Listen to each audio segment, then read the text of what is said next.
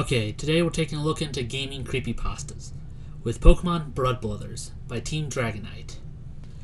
It was all done for a reason. I was a big Pokemon fan when I was 14. I had already beat Pokemon Red and Emerald, and really wanted to play Gold and Silver, so I started to go to all the old gaming stores in town. I went up to the register, and the clerk had both Gold and Silver, but the internal batteries have run dry. I was bummed out, and the clerk could see this. He said, "I have a new copy of Soul Silver."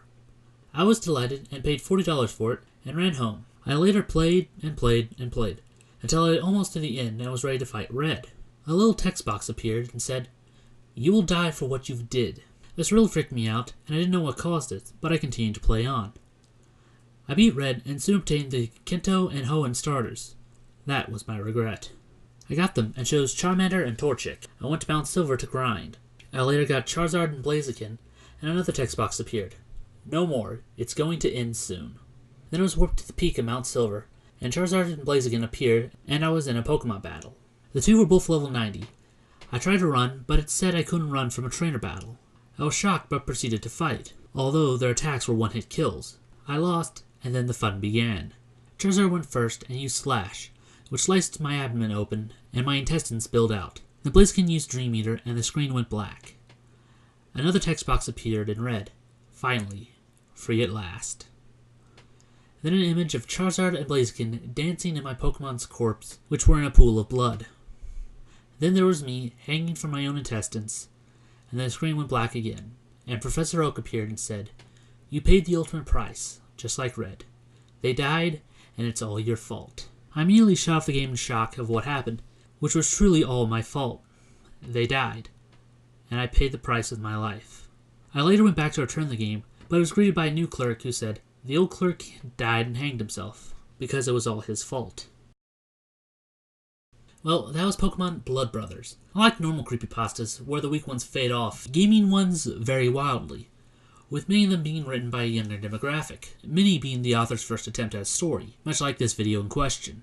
For those of you familiar with my main channels, I'm a reviewer, so I can't help but add my 2 cents. A lot of the other videos here have been done years ago, and here there really isn't a standard operating procedure, so I'll offer my take on them.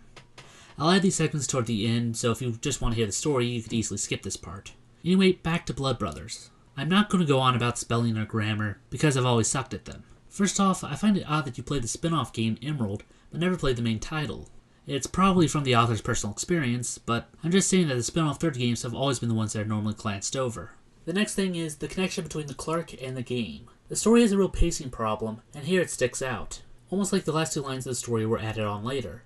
But if that wasn't the case, and the clerk was really the previous owner of the game, it may be me, the opening part sounded like he was saying that the store had the new copy of the game in stock. Maybe you could have added like a bit of hesitation to him suggesting the other game, or noted that he got it out of his pocket and didn't ring it up, something along like that. The next is the center part. Literally going from starting to beating the game in one breath, and then getting the "you will die for what you did," and then leveling them, which it takes anywhere from 1 to 3 hours. Maybe you could have added some strange behavior to them, like having them acted like traded Pokemon, like ignoring some of your commands or leveling faster than normal. Something to justify them turning on you. And in Soul Silver, didn't you have the sprites following you? Maybe you could have had them stop following you and had the player walk back to try and investigate. And then the finale. Well, the inexperience of the author really shows. What should have been the main payoff of the story is in desperate need of being elaborated upon. The tagline from Oak is nicely phrased, but I'm always left asking, what was your fault? Beating Red? Again, you could add something like treating them poorly, like letting them die instead of wasting an item on it. Or maybe that was your playstyle all along, and you beat Red with some cheap trick like curse or self-destruct. And you need to add some emotional weight to the end, like how the experience impacted you directly, how it made you feel empty, and how you would see someone else taking their own life from these actions. Well, that's just my opinion on the subject. If you think of another way to help improve this creepypasta, just add it in the comments. Anyway, I'm Runia, signing out. Okay, I don't think I'm that versed on Pokemon abilities, but I don't remember Blaziken being able to use Dream Eater.